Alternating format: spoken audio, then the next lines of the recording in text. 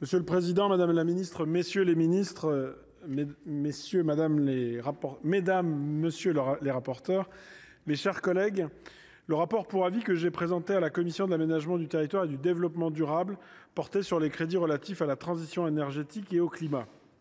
Ce travail s'est concentré, comme à l'accoutumée, sur 3 thèmes: le verdissement des finances publiques, le développement des énergies renouvelables, la rénovation énergétique des bâtiments. Concernant le verdissement des finances publiques, notre commission a estimé qu'il était urgent de mieux outiller et de mieux accompagner les collectivités territoriales pour faire face au mur d'investissement vert qui se présente devant elles. À cet égard, si le budget vert constitue un outil pertinent pour les élus locaux, sa généralisation voulue par l'Assemblée nationale pourrait être contre-productive car prématurée. C'est également l'avis des associations environnementales que j'ai entendues. Avec mes collègues Chevrollier et Martin, nous vous proposerons donc un amendement rendant facultatif pour l'instant l'élaboration de ce budget vert. Notre commission a également souhaité se saisir de l'opportunité offerte par cet examen budgétaire pour prolonger les efforts initiés par la loi d'accélération des énergies renouvelables adoptée en 2023. C'est le sens des amendements que notre commission a adoptés, tendant à accélérer le déploiement des capacités de production photovoltaïque, à renforcer les moyens en faveur de la chaleur et du froid renouvelables et à faire bénéficier les territoires des retombées économiques des projets. Le Sénat a retenu certaines de ces propositions: l'extension de l'éco-PTZ à l'autoconsommation, le taux de TVA à 5,5 sur les réseaux de froid ou encore la suppression de l'article qui prévoyait une exonération de taxes foncières sur les éoliennes. Sur notre suggestion, le Sénat a également accru les recettes budgétaires de 400 millions d'euros grâce au relèvement du taux de contribution sur la rente inframarginale.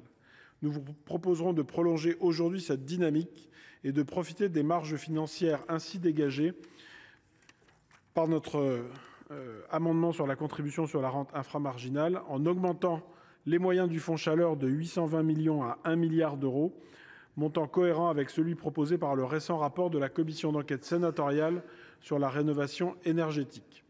Nous vous proposerons également de créer un fonds de garantie doté de 50 millions d'euros géré par l'ADEME pour encourager la valorisation de la chaleur fatale.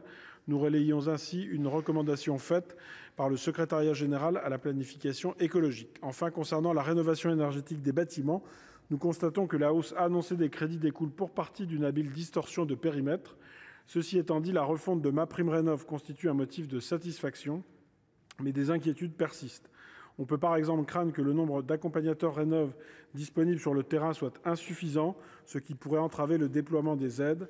Enfin, afin de soutenir plus massivement la rénovation énergétique des bâtiments des collectivités territoriales, nous vous proposerons un amendement visant à accroître les moyens du fonds vert de 100 millions d'euros. Sous le bénéfice de l'adoption de ces amendements, nous avons donné un avis aux crédits relatifs à la transition énergétique et au climat inscrits au projet de loi de finances pour 2024, un avis favorable. Je vous remercie. Merci, cher collègue. Monsieur Pascal Martin.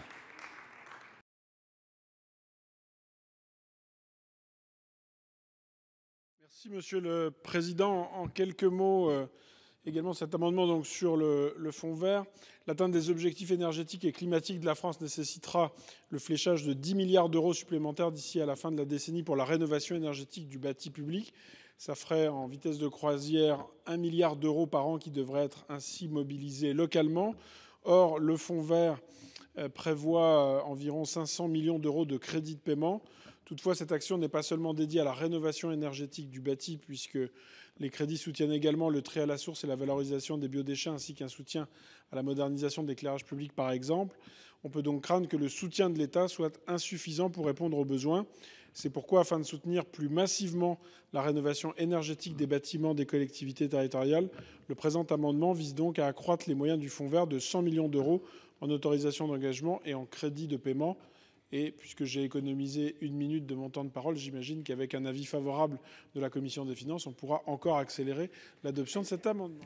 Merci, Monsieur le Président. Avis défavorable sur la partie spécifique sur la rénovation énergétique.